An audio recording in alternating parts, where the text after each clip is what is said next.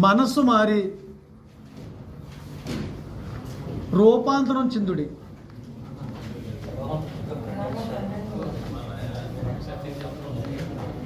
మీకు మూలవాక్యం దొరికేసింది. రోమపత్రిక 12 అధ్యాయము 1 వచ్చినానండి. చదువుతారా ఎవరైనా?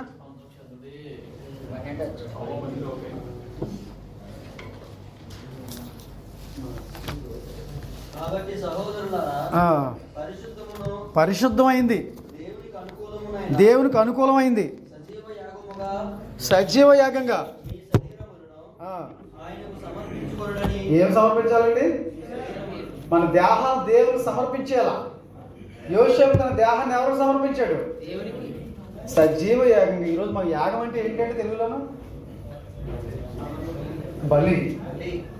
వీరికి నలిగిన మనసానికి ఇష్టమైన బలి సజీవ యాగంగా. ఇప్పుడు గొర్రెల మేకలను దేవుడు అడగట్లేదు, ఆయన అడిగేది ఏంటి?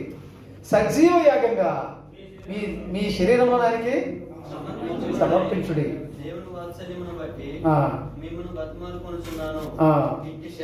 ఇట్టి సేవ మీకు యుక్తమైనది. అంతేనా? 2వ వచనం కూడా చదువుదాం. ఇంకా 2వ వచనం, మీరు లోక మర్యాదను అనుసరింపక ఉత్తమమును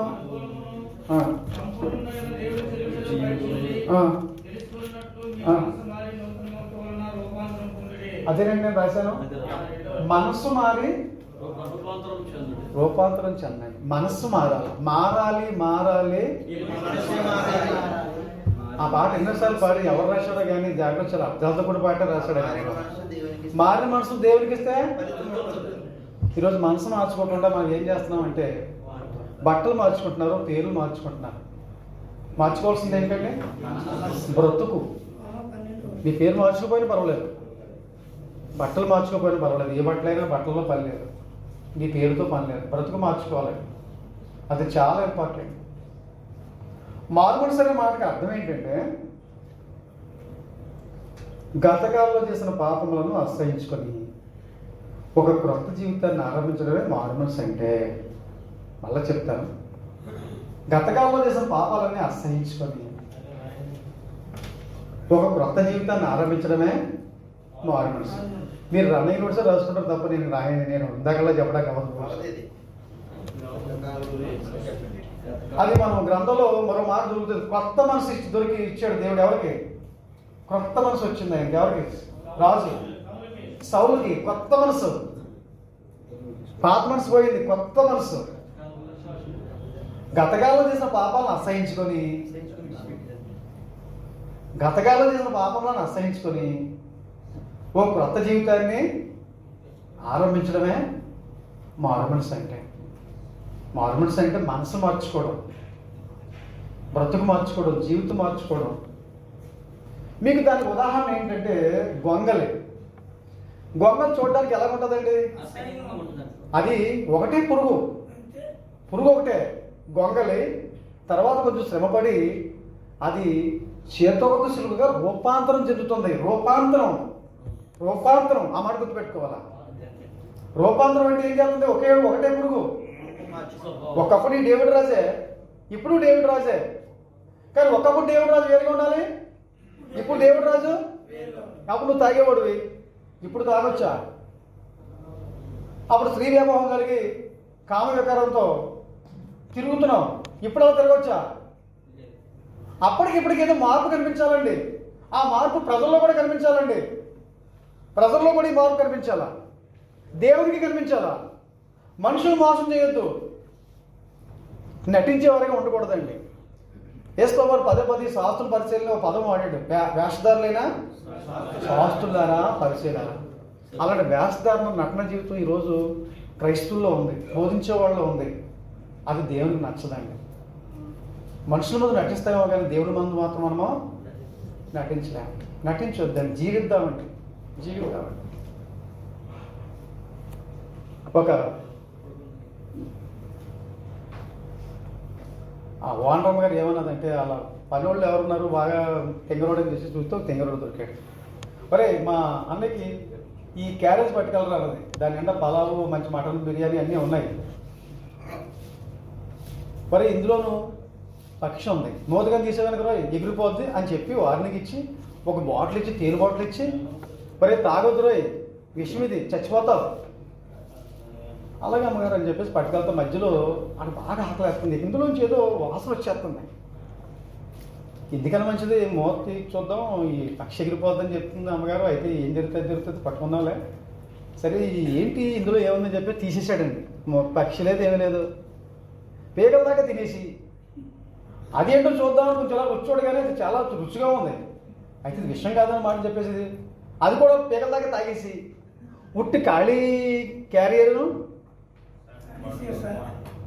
ఈ బాటిల్ను పట్టుకొని అమ్మగారు ఘోరం జరిగిపోయింది, పిచ్చికి ఎగిరిపోయింది అమ్మగారు.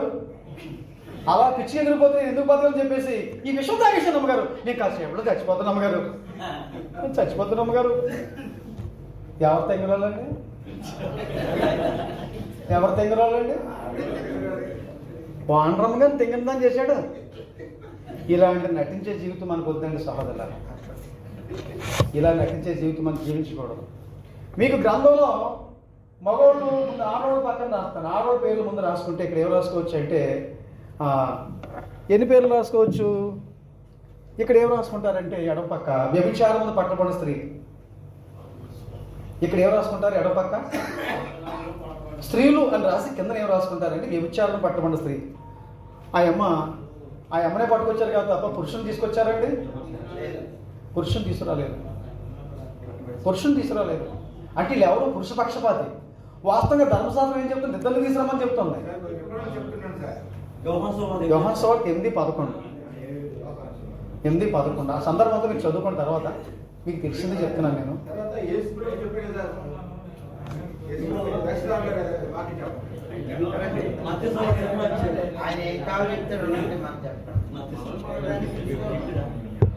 వ్యభిచారములు పట్టబడిన స్త్రీ గురించి నేను చెప్తున్నాను. యోహాను సువార్త 8వ అధ్యాయము ముఖ్యంగా మనం 11వ వచనం రాసుకుంటున్నాం. తర్వాత అక్కడ సందర్భంతో మీకు తెలిసే కాబట్టి మీరు రాసుకుంటారు. 11వ వచనం గుర్తుపెట్టుకోండి. యేసు వారు చిక్కుల్లో పెడదామని చెప్పేసి వచ్చారు. వాడు ఏంటంటే చిక్కుల్లో పెడదాం. ఇప్పుడు వాళ్ళు ఎలా చిక్కుల్లో పెడదామని చూసారంటే తీసుకొచ్చారు, పురుషునే వదిలిపెట్టేశారు. పురుషపక్షపాతి. వాస్తవంగా ఇద్దరిని తీసుకురావాలి, ఇద్దరిని రాళ్ళు చంపేయాలి. ధర్మశాస్త్రం అలాగే చెప్తుంది. వీళ్ళు ఆయన చిక్కులో పెడదామని చెప్పి తీసుకొచ్చి నాకు తీసుకోక తెలియదండి. ఆయన హృదయ ఆంతర్యం వాడు. వచ్చిన తర్వాత ప్రభువా మోషే ధర్మశాస్త్ర ప్రకారం మేము విచారం చేసింది కాబట్టి ఇలాంటి వాళ్ళు రాళ్ళు కొట్టి చంపేమని గ్రంథం ధర్మశాస్త్రం చెప్తుంది కదా, నువ్వు ఏమంటావని చెప్పి చిక్కులో పెట్టి అడిగారు. ఇప్పుడు కొట్టేయండి అంటే ఏమంటారు తెలుసా అండి? నువ్వేంటి లోకరక్షణ అంటున్నావు, పాపుల రక్షణ అంటున్నావు, నువ్వు కొట్టేమంటున్నావు ఏంటి, చంపేమంటున్నావు ఏంటి అని అంటారు. కొట్టొద్దంటే కొట్టమంటే కొట్టమన్నారు అనుకోండి, కొట్టమంటే ఏమంటారు? ఇదేంటో నువ్వు లోకరక్షణ అంటున్నావు, పాపుల రక్షణ అంటున్నావు, ఇలా కొట్టమంటావు ఏంటి అని చెప్పేసి అడుగుదామని. ఒకవేళ కొట్టొద్దు అంటే ఇదిగో నువ్వు మోసే ధర్మశాస్త్రాన్ని నేర్తున్నావని చిక్కుల్లో పెడదాం చూశారండి. ఎవరిని? లోకరక్షకుడిని. ఆయన చిక్కుల్లో పడతాడా? వాళ్ళని చిక్కుల్లో పెట్టాడు. నేల మీద ఏమో రాయొచ్చు అని ఉంది, అది ఏదని చెప్పేసి మీరు ఏది పడితే చెప్పేకండి. అక్కడ ఏమీ లేదు. ఏం రాస్తున్నాడో మాకు తెలియనప్పుడు అక్కడ నోరు మూసి కూడా వచ్చింది. నీ పాపాలు రాస్తున్నాడు, నా పాపాలు రాస్తున్నాడు, అవి తప్పది. అక్కడ అలాగే ఏమి లేదు. అక్కడ ఏమో రాయొచ్చు నేను. మీ మనవరాలు పలకెత్తని ఏదో గీస్తుంది, ఏంటని చెప్పండి. మీరు ఇలా గీతెట్టి ఇలా గీతెట్టిందండి, ఇంకా స్కూల్ కట్టలేదు. అది ఏంటో చెప్పండి చూద్దాం. అది ఏదో ఇదే, అది ఏదో అంతే. నేను ఉదాహరణలో చెప్తాను మరి మీకు అర్థం అవడానికి. అందరిని బట్టి ఏవో రాస్తున్నాడు. వాళ్ళందరూ రాళ్ళు ఇచ్చి కొడదాం వచ్చారు, కానీ రాళ్ళు ఎక్కడ వదిలిపెట్టి వెళ్ళిపోయారు. ఆ మొక్క ఆమె మిగిలిపోయింది. యేసుప్రభువారు ఏమనలేదండి. ఏమని అమ్మా ఎవరు పిలుస్తుంది ఇప్పుడు వరకు? ఏమన్నా అలా పిలిస్తే ఎవరు ఉంటుంటారండి? ఒక వేసిన అలా పిలుస్తారండి. ఎవరే దాని ఎలా తీసారండి రా? దేన్ని? దాన్ని ఇలాంటి సంబోధన చేస్తుంటారు. అలా అనలేదే. అమ్మా నీకు ఎవరో శిక్ష విధించలేదా? లేదు ప్రభువా, నేను కూడా శిక్ష విధించదని చెప్పి ఒక మంచి మాట చెప్పాడండి. నేను 8:11 ఇక మీదట అంటే ఎంతవరకు చేసింది చాలే, నేను క్షమించాను, ఇక మీదట అలా బ్రతకొద్దు తల్లి. ఒక తండ్రి బిడ్డలకు చెప్పినట్లుగా యేసుప్రభువారు చక్కగా చెప్పారనమాట. తల్లి అలా చేయకూడదమ్మా అన్నట్లుగా, బుజ్జగించినట్లుగా, ప్రేమతోటి, తప్పు నాయన ఇలా చేయకూడదు, తప్పు నాన్న ఇలా చేయకూడదు అన్నట్లుగా. నీకు ఎవరు శిక్ష విధించలేదా? నేను కొన్ని శిక్ష విధించను. సరే, ఇక మీద మాత్రం నువ్వు ఏం చేయొద్దు. నేను అనుకుంటున్నాను తన జీవితంలో మళ్ళీ ఎప్పుడు కూడా ఆయన పాపం చేసి ఉండదు. అది మార్పు అంటే. రెండో సంగతి ఎవరంటే పాపాత్మురాలైన స్త్రీ. లోకసువార్త 7వ అధ్యాయము 37-38 వచనాలు మీరు రాసుకోండి. లోకసువార్త 7వ అధ్యాయము 37-38 వచనాల్లో ఈ అమ్మ గురించి మనం చదువుకున్నట్లయితే ఆ పేరు బైబిల్లో రాయబడలేదు, కానీ పాపాతురాలు అనే మాటే ఉంది అంతే. ఆమె ఏం పాపం చేసి ఉండదో మనకి తెలియదు. ఇంకా వాస్తవంగా స్త్రీలు ఏమైనా పాపం చేస్తుంటే ఏం చేస్తారు? వ్యభిచారంగా లేక జాగ్రత్తగా చేయొచ్చు. అందుని బట్టి ఈమె పాపాతురాలట వచ్చింది. వచ్చినోడేమో పిలిచినోడేమో నీళ్ళు ఇవ్వలేదు, కాళ్ళు కడుక్కోవడానికి. వచ్చిన ఆయనేమో ముద్దు పెట్టుకోలేదు. కానీ అమ్మ చేసిందంటే ఈయన కాళ్ళు వెనకాల పెట్టుకున్నాడు. వచ్చింది వెంటనే ఆమె చేసింది ఏంటంటే, ఒకసారి చదువుదామని లోకసువార్త 7వ అధ్యాయము 37-38 వచనాలు చదవండి. పాపాత్మురాలైన ఒక స్త్రీ యేసు పరిసయ్యుని ఇంట భోజనములకు కూర్చున్నాడని తెలుసుకొని ఒక గుడ్డిలో అత్తరు తీసుకొని వచ్చి వెనక తట్టు ఆయన పాదముల యొద్ద నిలబడి. ఎప్పుడు కూడా కూర్చున్నప్పుడు కాళ్ళు వెనక పెడతారు అన్నమాట. ఇలాగా మోకాళ్ళు వేయకుండా కాళ్ళు పక్కకు పెడతారు. నేను కూడా కూర్చొని చెప్పక్కర్లేదు మీకు. ఇంకా అర్థమైందండి? ఏడ్చిచ్చు కన్నీళ్లతో ఆయన పాదములను ఒక బుడ్డిలో అత్తరు తీసుకొచ్చింది. తన వెంట్రుకలతో తుడిచి 2 వెనక తట్టు ఆయన పాదాల మీద నిలబడింది. 3 ఏడ్చుచు కన్నీళ్లతో ఆయన పాదాలని తడిపేసింది. తన తల వెంట్రుకలతో తుడిచి ఆయన పాదాలని ముద్దు పెట్టుకుంది. ఆ అత్తరు వాటికి ఎన్ని పనులు చేసిందండి వెనకల నుంచి వచ్చి. ఆయన పాదాలను కన్నీళ్ళతో కడగడం అంటే ఎన్ని నీళ్ళు కావాలి చెప్పండి? ఎన్ని నీళ్ళు అయితే కానీ కాళ్ళు తడుస్తాయండి? ఎంతవరకు కళ్ళుతో ఏమైనా పాపం చేసి ఉంటుందా? నిజంగా వ్యభిచారం చేసి ఉంటే కళ్ళతో పాపం చేయదండి. ఒక స్త్రీ ఒక పురుషుని ఆకర్షించుకోవడానికి ముఖ్యంగా వ్యభిచార వృత్తిలో ఉన్నవాళ్ళు, లేకపోతే ఈ ఆలోచన ఉన్నవాళ్ళు కళ్ళతోటే మనుషులు వశపరుచుకుంటారు. దీనికి ఏదో పెయింట్ ఉంటుంది, దీని పైన ఏదో పెయింట్ ఉంటుంది, దీని కింద ఏదో పెయింట్ ఉంటుంది, దీని లోపల ఏదో పెయింట్ ఉంటుంది. ఏది ఆ అమ్మని చూడగానే జిగేలు పడుతుంది అనమాట. కళ్ళు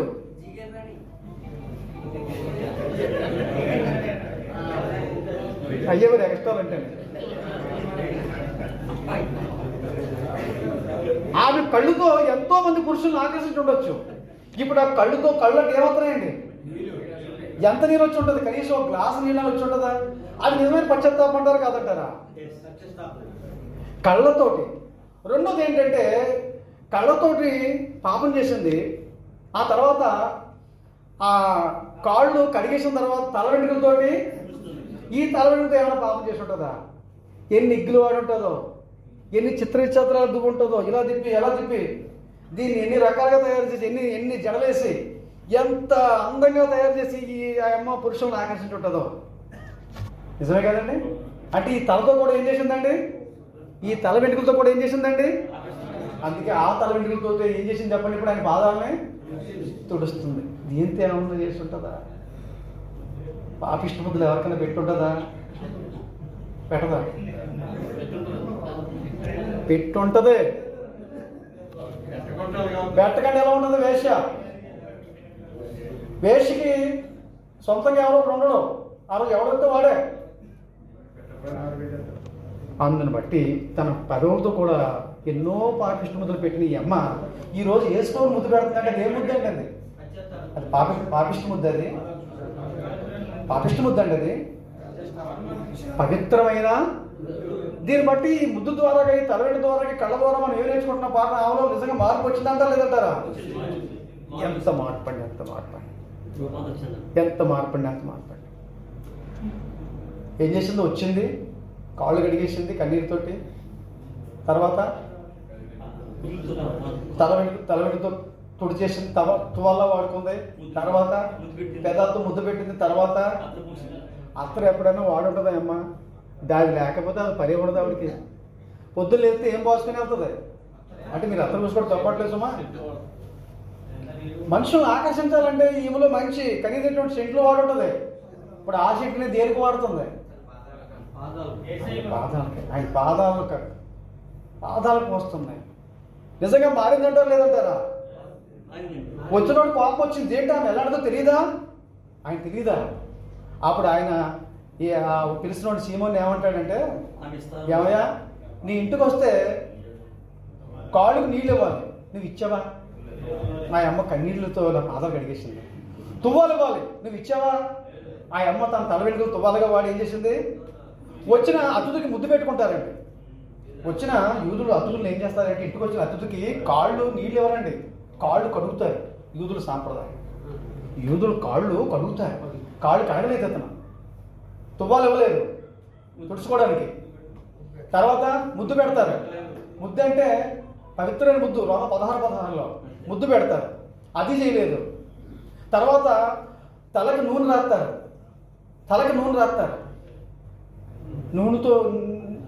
నూనెతో నా తల, అది కూడా చేయలేదు అమ్మ. అతను చేయలేదు. ఎవరు చేశారు ఈ పని? ఏమయ్యా నువ్వు అమ్మ పాపిస్తుంది అనుకుంటున్నావు, నీ మీద చాలా బెటర్. నిజంగా మారిందంటారా? మారితే నటిస్తుందంటారా?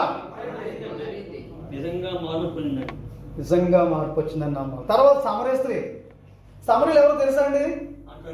అశ్షూరీలు ముందు 10 గోత్రాల వాళ్ళని అశ్షూరు చెరగొనిపోయారు. ఆ తర్వాత కొంతమందిని అశ్షూరు తీసుకెళ్ళిపోయిన తర్వాత కొంతమందిని మళ్ళా వేరే వేరే వేరే దేశాల్లో యుద్ధం చేసి గెలిచిన అక్కడ ఉన్న మనుషులు కొందరు ఇక్కడ పంపించారు, అన్యజనుల్ని. అప్పుడు యూదులు అన్యులు కలిసి ఏమైపోయారు? శంకరజాతి అయిపోయారు. మిక్స్డ్ జనం అయిపోయింది అనమాట. మిశ్రిత జనం అయిపోయింది అనమాట. యూదులు అన్యులు ఏమైపోయారు చెప్పండి? కలిసిపోతూ వాళ్ళ పుట్టిన పిల్లలే సమరీయులు. అందుకే ఈ సమరీయులు యూదులు అంటరాని వారుగా చూస్తారు. అందుకే సమరయ స్త్రీ ఏమంటది? నువ్వేమో యూదుడివి, నేనేమో సమరయ స్త్రీని, నన్ను నీళ్ళు అడుగొచ్చాడంటది. ఆయన 12 గంటలకు వచ్చాడుదా బిట్ట మధ్యాహ్నం. పొద్దున్నతో అందరూ చీని బతుకు చేయడానికి తిడతారు, సాయంత్రం తిడతారు, మధ్యాహ్నం ఎవరు ఉండరు అక్కడ. ఎవ్వరు లేని సమయంలో ఆ అమ్మని రక్షించడానికి వచ్చాడు. కొంతమంది అంటారు ఇక్కడ ఒక్కడే ఉండాలి, నేను ఒక్కడికి వాక్యం చెప్పాలంటారు. ఒక్కడైనా చెప్పాలి అది వాక్యం. ఎస్లో చెప్పలేదండి? ఒకడికైతే చెప్పరేటి, ఇటు స్టేజ్ ఎక్కి మౌత్ ఎత్తేనే చెప్తారు, లేకపోతే చెప్పరా? ఎప్పుడు కూడా సీలింగ్ ఫ్యాన్ లాగా ఉండకూడదు, టేబుల్ ఫ్యాన్ లాగా కూడా ఉండాలి. సీలింగ్ ఫ్యాన్ అంటే పైన ఉంటుంది, టేబుల్ ఫ్యాన్ అంటే నాకు స్టేజ్ ఇస్తేనే మౌత్ ఇస్తేనే మాట్లాడతాను, ప్రసంగం చేస్తానంటే కుదరదండి.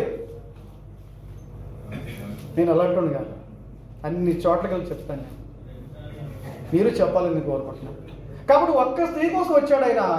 ఏమనలేదు, అమ్మ నాకు కొంచెం దాహం వేస్తుంది నీళ్ళు ఇస్తావా అన్నాడు. ఈ బావు చాలా లోతైందా అని చెప్పేసి ఏదో మాట్లాడుతున్నాను. సరే నాకు నీళ్ళు ఇమ్మంటే ఏదో మాట్లాడుతుంది. నువ్వు ఇచ్చే నీళ్ళు కదమ్మా, నేను నీళ్ళు ఇస్తాను నీకు కావాలంటేనే. నేను ఇచ్చే నీళ్ళకి దాహం ఏదా అంటుంటే, ఇదేంటో ఎలా మాట్లాడుతున్నావు, నువ్వు ఇచ్చే నీళ్ళు దాహం ఏదా, సరే ఆ నీళ్ళు వేయి అన్నది. ఇస్తాను కానీ నీ భర్తను తీసుకురా అన్నాడు ఆయన. అప్పుడు ఆమంటది నాకు భర్త లేడు అంటే, అప్పుడు యేసుప్రభు అంటే నిజంగా చెప్పిన మాట ఏంటంటే, నీకు భర్త లేడు అన్నమాట నిజమే, కానీ నీకు 5 ఉన్నారు. ఇప్పుడు ఒకడు ఉన్నాడు కానీ ఆడు స్టాండర్డ్ కాదు, ఉన్నాడు ఒకడు మాత్రం. 5 వదిలేసావు అప్పుడే. ఇప్పుడు ఉన్నవాడు ఇంకా ఆడు ఉంటాడో వదిలేస్తావో తెలియదు మళ్ళీ ఆడు కూడా. నీకు ఎంతమంది ఉన్నారు? 5. ఎంతమంది అండి? 5. అనగానే ఒళ్ళంతా చెమట పట్టేశారు. వ్యభిచారం పట్టణ స్త్రీ కూడా ఒళ్ళంతా చెమట పట్టేసి ఉంటాయి. ఏంట్రా నా బతుకంతా చెప్పేశాడు, ఈయన బట్టబయలు తీసేశాడు, ఏం దాపరకు లేక నీకు ఎలా తెలుసని చెప్పేసి నువ్వు ప్రవక్తవాన్ని గ్రహిస్తానని చెప్పిన తర్వాత అక్కడ మనం గ్రంథంలో చదివితే యోహాను సువార్త 4:28లో ఆ అమ్మ అక్కడ వదిలిపెట్టి ఒకటి వెళ్ళిపోయిందండి. అది మీరు అది నోట్ దిస్ పాయింట్ అంటే అదే మనం గుర్తుపెట్టుకోవాలి. ఏ వదిలిపెట్టి వెళ్ళిపోయింది? ఈ కొండ అనేది గ్రంథంలో మనం జాగ్రత్త చదువు చాలా కొండల గురించి మంచి ప్రసంగం ఉంటుంది, కానీ నేను చేయదలుచుకోలేదు. కానీ కొండ మానవ జీవితానికి ఒక పోలుగా ఉంది. కొండ అనేది మానవ జీవితానికి ఒక పోలుగా ఉంది. కాబట్టి ఏమో వదిలిపెట్టిన కొండ ఏంటంటే పాత రోత పాప జీవితం. పాత రోత పాప జీవితం అనే కొండ అక్కడ వదిలేసి కూడా తేలేదు. అక్కడతో సరే ఎప్పుడు స్టాప్. ఇంకా నీకు నాకు ఇంకే సంబంధం. ఈరోజు ఆ కొండలు మనం ఇంకా మోసుకుంటూ వస్తున్నామండి. ఇంకా నేను ఇంకేదైనా పాపం ఉందంటే ఇంకా కొండలు మోసుకుంటూ వస్తున్నావు. అక్కడ ఇంకా వదిలేదు. ఇంకా నువ్వు నీలో అలవాటు ఉన్నా, దురలవాటు ఉన్నా, చెడు వ్యసనం ఉన్నా, మొహం చూపు ఉన్నా,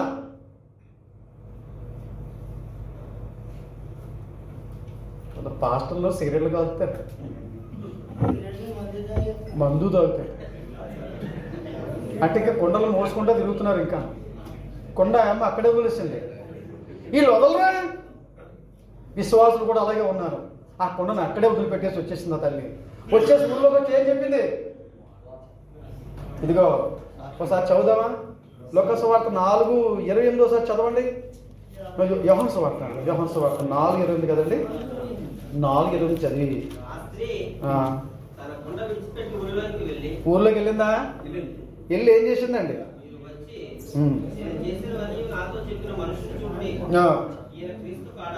నేను క్రీస్తు కాడా? 39 చదివేయండి. నేను చేసినవని నాతో చెప్పినని సాక్ష్యం ఇచ్చిన స్త్రీ యొక్క మాటను బట్టి ఆ ఊర్లో సమరయులు అనేకులు ఆయన యందు, ఆ సమరయులు ఆయన యుద్ధకు వచ్చి తమ మీద ఉండమని ఆయనను వేడుకొండ్రు కనుక ఆయన అక్కడ 2 దినములు ఉండేను. అనేకులు ఏమని నమ్మారండి? అక్కడ ఇంకా మాటలు ఉన్నాయా? లోకరక్షకుడు మాట అక్కడ లేదండి. 42లో ఉందా? చదువుదాం. ఈయన నిజంగా లోకరక్షకుడైన క్రీస్తుని తెలుసుకొని వీళ్ళందరూ ఇక్కడ ఉన్నటువంటి సమరీలందరూ కూడా, అక్కడ ఉన్నటువంటి ఊరువారందరూ కూడా ఈయన లోకరక్షకుడు, ఒక దేశాన్ని రక్షకుడు కాదు, గ్రామాన్ని రక్షకుడు కాదు, ఒక లేకపోతే రాష్ట్రానికి రక్షకుడు కాదు.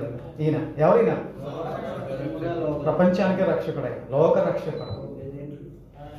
ఈయన లోకరక్షకుడు సంగతి ఈ సమాజంలో ఒక స్త్రీ అందరికీ చెప్పిందండి. అందరూ మార్పు చెందారండి అక్కడ మనం గమనిస్తాయి.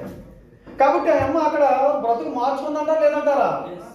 ఆ కొండ అక్కడే వదిలేసింది. ఇంకా మన కొండలు మోసుకుంటూ తిరుగుతున్నాము. జాగ్రత్త జాగ్రత్త. కొండలు పట్టుకొని తిరగొద్దని చెప్తున్నాను నేను. వద్దు, తిరగొద్దు. ఆ కొండను అక్కడే వదిలేయండి. ఇంకా వద్దండి, చాలు. ఇక జీవితం చాలండి. ఎంతకాలం అవుతామో తెలియదు. ఇక చాలండి. బ్రతుకులో మార్పు రావాలండి. ఇవ్వాలని రేపైనా మార్పు రావాలండి. నేను 3 ఆడవాళ్ళని చెప్పాను. ఇక్కడ రాసుకున్నారా? ఓ పక్కన ఎడం పక్కన వ్యభిచారం పట్టబడిన స్త్రీ, 2 పాపాత్మ స్త్రీ, 3 వీళ్ళు నిజంగా మారినంటారా? మారినట్టుగా నటించారంటారా? మీరు నమ్ముతారా? నమ్మితేనా? మరి ధన్యులు. వాళ్ళు నిజంగానే మారారు. మారినట్టుగా నటించలేదు. ఉత్తుగా మారినట్టుగా నటించలేరు. అర్థమైందండి? మారినట్టుగా నటించలేరు. ప్రజలు మోసం చేసేవాడు కాదు, దేవుడు మోసం చేసేవాడు కాదు. ఇక్కడ తర్వాత కుడి పక్కన మగవాళ్ళని రాసుకోండి, పురుషులను రాసుకోండి. ఇక్కడ స్త్రీల సంగతి చెప్పాను 3. పురుషుల సంగతి చెప్తాను నేను. అందులో ఒకడు ఎవరంటే మార్పు చెందిన వారు. ఏమండి? మనకి ఎవరు కనబడతారంటే జక్కీ కనబడతాడు.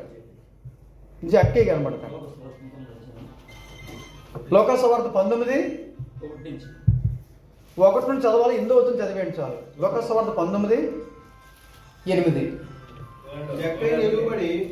ఇదిగో ప్రభువా, నా ఆస్తిలో సగం పేదలకు ఇచ్చుచున్నాను. ఈ సంపాదించిన ఆస్తి అంటే న్యాయంగా సంపాదించాడా అన్యాయంగా సంపాదించాడా? దాన్ని ఇప్పుడు ఏమంటున్నాడంటే నా ఆస్తిలో సగం ఏం చేస్తాను నేను అంటే సగం అతను న్యాయంగా సంపాదించింది, సగం ఏమో అన్యాయంగా సంపాదించింది. పేదోళ్ళకి ఇచ్చేస్తాలేదు యేసు ప్రభువా. రెండోది, నేను ఎవరి దగ్గర అన్యాయంగా తీసుకుంటూ గొంతుకి ఎన్నో అన్నాడు. యేసు ప్రభు నమ్ముకోక ముందు ఇంటి నిండా తాకటి వస్తువులు ఉన్నాయనుకో, తాకట పెట్టిన వస్తువులు నువ్వు ఇప్పుడు ఏం చేయాలి? అమ్మా ఇదిగో ఈ డబ్బులు, నువ్వు ఇచ్చే డబ్బులు నాకు ఇచ్చే చాలు, ఈ వస్తువు పట్టుకో. ఇవ్వలేకపోయినా పర్లేదు కానీ వస్తువు మాత్రం నా దగ్గరే వద్దు. నీ వస్తువు నా దగ్గర ఉండకూడదు. అదేంటి మార్పు అంటే? అదేంటి మార్పు అంటే? అయ్యా మాంగారు నా కోసం మీ ఇల్లు అమ్మేశారు, రోడ్డును పడిపోయారు, నా కోసం ఇంత డబ్బు ఇచ్చారు, లేదు మీ డబ్బు తిరిగి మీరు తీసేసుకోండి, నాకు అక్కర్లేదు, నాకు అక్కర్లేదు.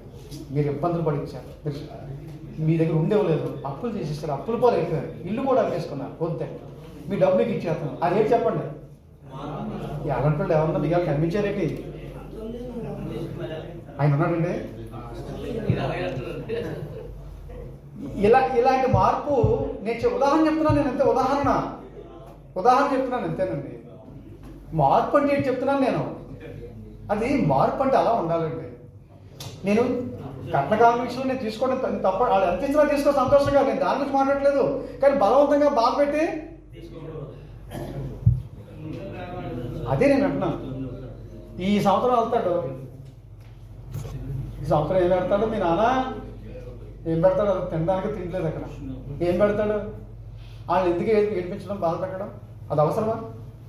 వాళ్ళు ఉంటే వాళ్ళే పెడతారు, లేకపోతే మానేస్తారు తప్ప దాని గురించి వాళ్ళని ఇబ్బంది పెట్టాల్సిన అవసరం. అది నేను అంటున్నాను. అది తప్పదు, మనది కాదు. అది వాళ్ళు సంతోషంగా ఇచ్చి తీసుకో. కాబట్టి ఈ యొక్క జక్కీలో నిజంగా మార్పు వచ్చిందంటారా లేదంటారా?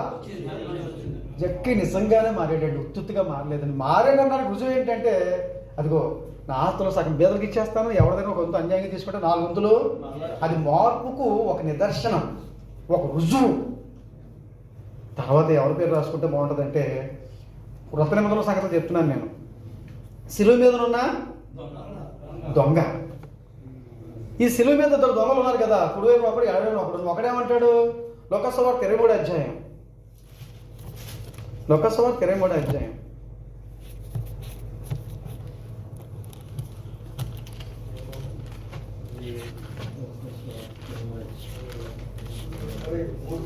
23వ అధ్యాయము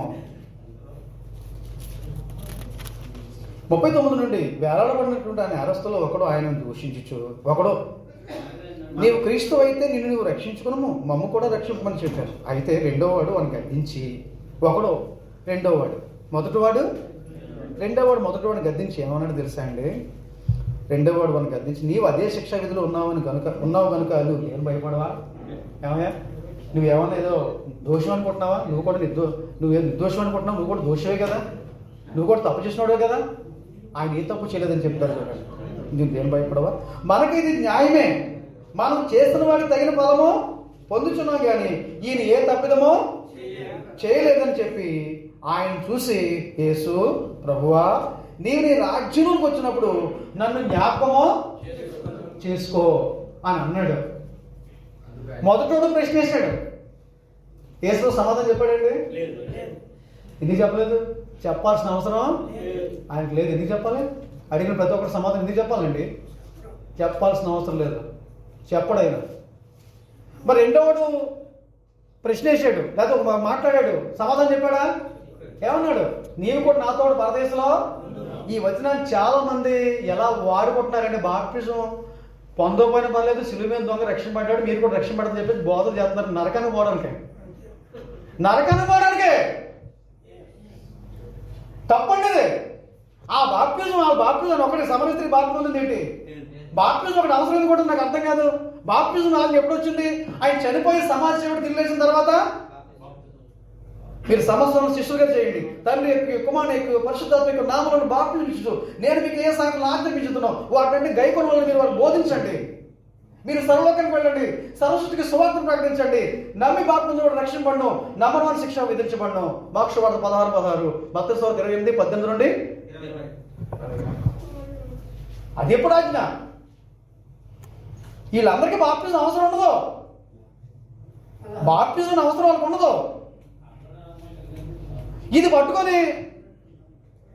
పట్టుకొని ఆ సిలువ దొంగ బాప్టిజం ఎక్కడ పొందాడండి? కాబట్టి బాప్టిజం పొందకపోయినా పరలోకానికి వెళ్ళిపోతారు. ఎవరు అంటున్నారు ఈ మాటలు? బోధించే వాళ్ళు అంటున్నారు. బాప్టిజం పొందుకుని ఆటంకపడుతున్నారు. అందును బట్టి సిలువ మీద దొంగ బాప్టిజం అవసరం లేదు, కానీ నీకు నాకు బాప్టిజం అవసరం.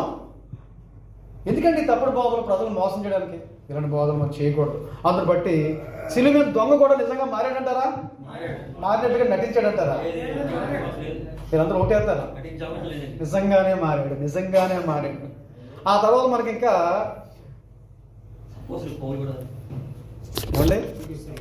ఇప్పుడు ఆ పౌలు గొడవ ఇప్పుడు చెప్పొద్దు.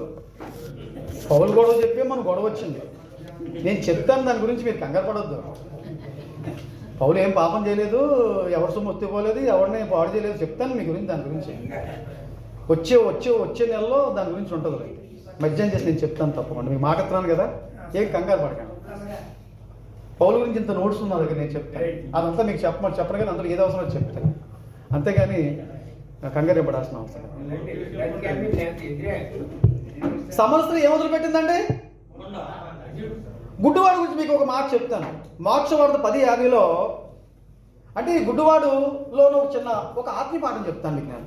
ఈ గుడ్డివాడు గురించి మనం చదువుకుంటున్నప్పుడు ఏముంటుంది? ఎక్కడ ఉంటుందండి? మోక్షవార్త 10వ అధ్యాయంలో ఉంటుంది. 9వ అధ్యాయం అండి.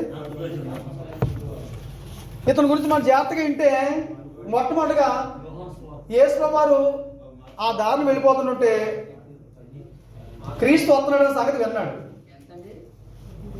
మోక్షవార్త 10:46 నుండి 52. ముందు అది రాసుకుంటే వచనం.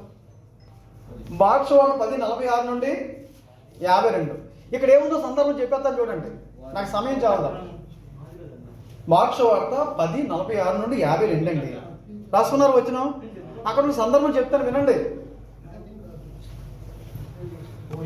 క్రీస్తు ప్రభువుని గురించి అక్కడ ఎవరో చెప్పారు, అతను విన్నాడు. మొట్టమొదటిగా నెంబర్ 1 విన్నాడు.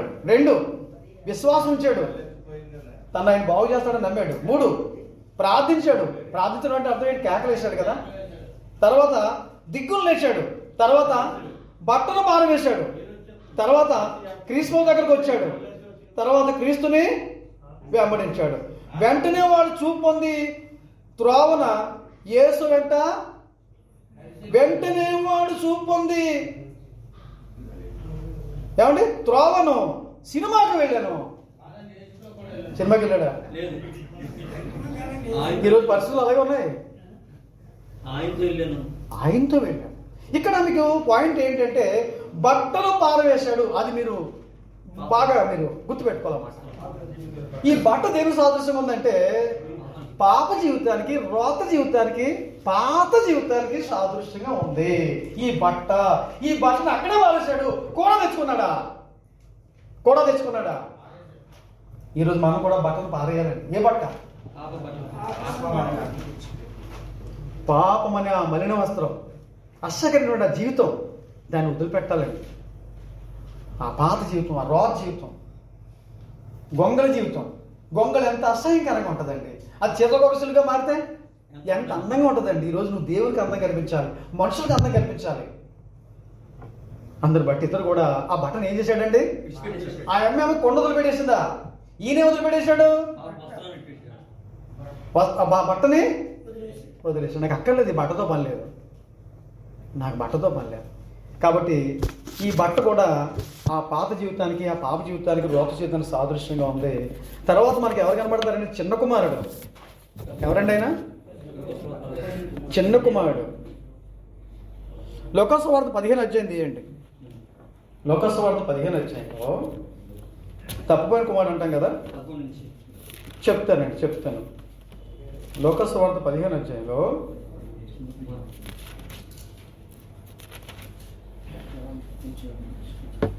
11వ వచనంలో ముఖ్యంగా అక్కడ అదే ఆ ఉపమానం అక్కడి నుంచి ఉంది.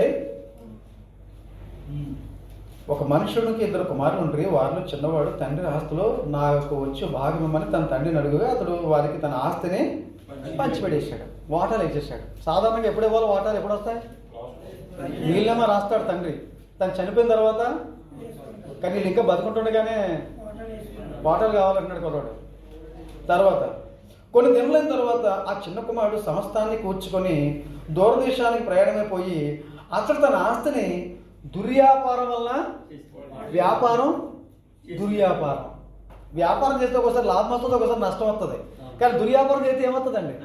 ఇక లాభం అందులో ఏముంటుంది? దుర్వ్యాపారం అంటే ఏంటండి? ఈ కళ్ళు, సారా, బ్రాందీ, విస్కీ, పాన్పరాకు, జర్ద, తర్వాత 5000, ఇంకా ఏమో చెత్త అంత ఉంది కదండి. తర్వాత పందాలు, తర్వాత వేశ్యల గృహాలను తిరగడం, తర్వాత త్రాగుబోతులుగా ఉండడం. అంటే ఈ డబ్బు అంతా ఎలా తగలేసాడని గ్రంథం చెప్తుంది. ఎక్కడ ఉండదా మాట? మద్యముతో మత్తులే ఉండకూడదు.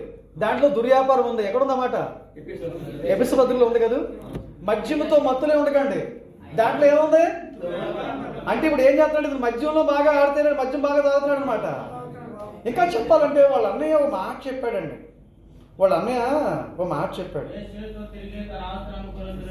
అదేనండి 15 అధ్యాయమేగా చదువుతున్నాం మనము. ఎక్కడుందన్నమాట? 10:30 చదివేయండి.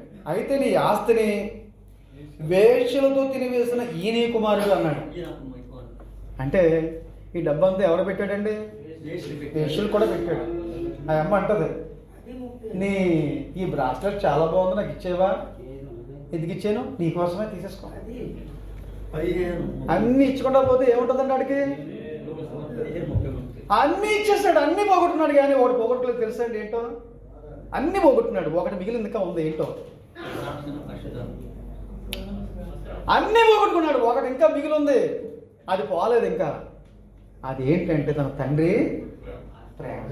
ప్రేమ ఇంకా పోలేదండి, ప్రేమ ఇంకా మిగిలే ఉంది. ఆ తండ్రి రోజు ఎదురు చూస్తున్నాడు, ఎప్పుడు వస్తాడా ఆ కొడుకులు, ఏదో రోజు బుద్ధి వస్తుందని. వీడికి బుద్ధి వచ్చిందండి. ఎప్పుడు వచ్చింది?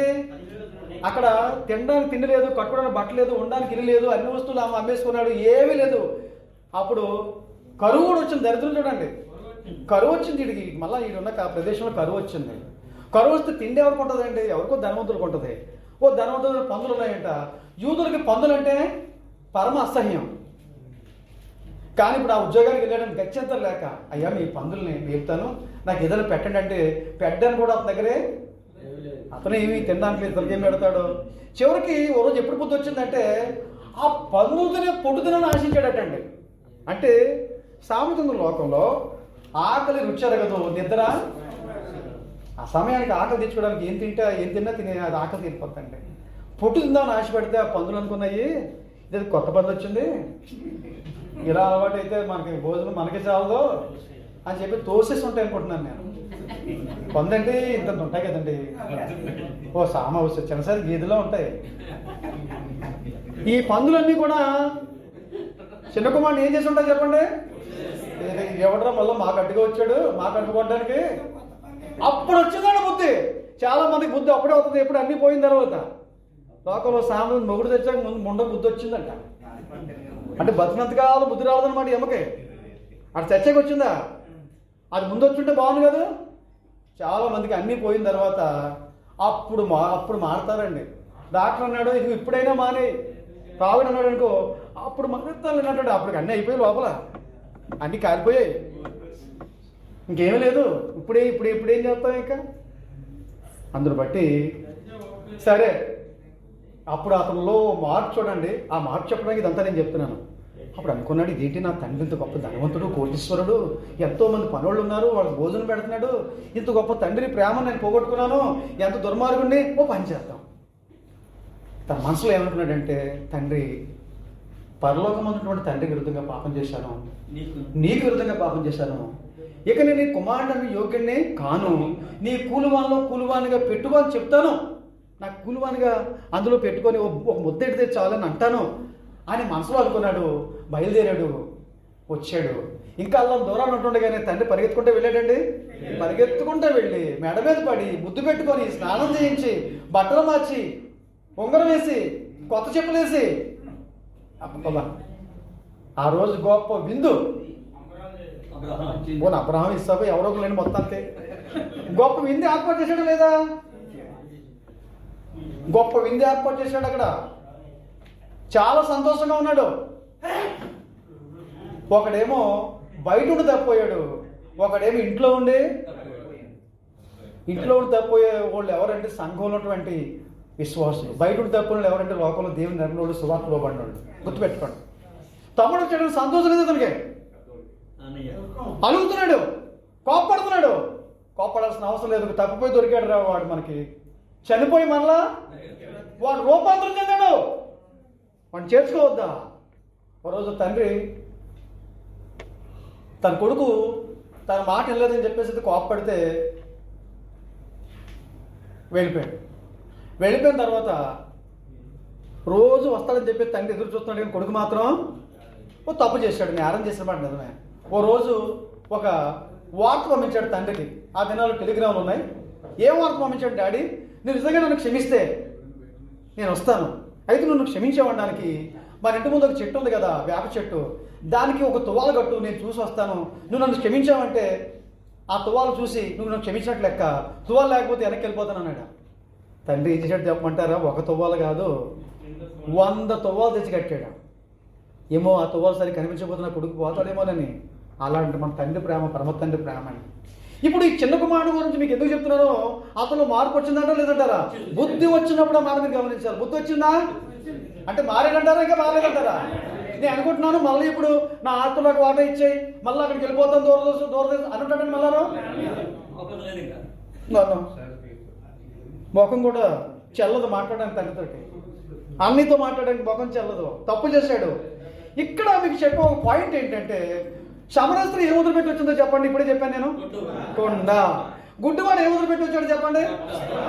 బట్ట. ఇప్పుడు మీరు చెప్పాల, ఈ తప్పని కుమారుడు ఏ వదిలిపెట్టి వచ్చాడు తండ్రి దగ్గరికి?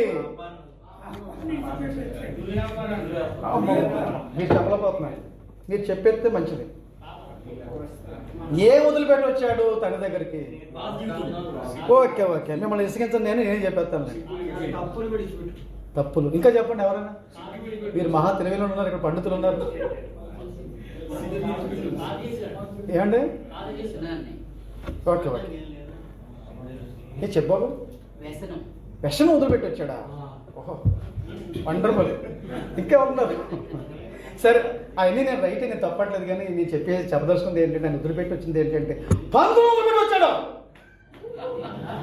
ఏ పందులు తెచ్చాడు కూడా? నువ్వు పందులు వదిలిపెడుతున్నావా? నీ జీవితంలో ఏ పాపం ఉన్నదో పందే, ఆ పందులు వదిలిపెట్టు. పందులు వదిలిపెట్టు. ఎంతమంది పందులు వదిలిపెడుతున్నారు? పంది మనం తినేసి మన విసర్జించడానికి కూడా అది తింటుంది. అది అంత అసహ్యకరమైంది.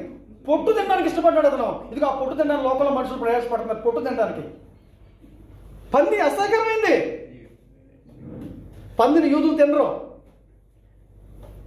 పంది మాంసం తినరు వాడు. పంది వాడికి అసహ్యకరమైంది. ఈరోజు అతను వస్తా పందులు అక్కడే వదిలేశాడు.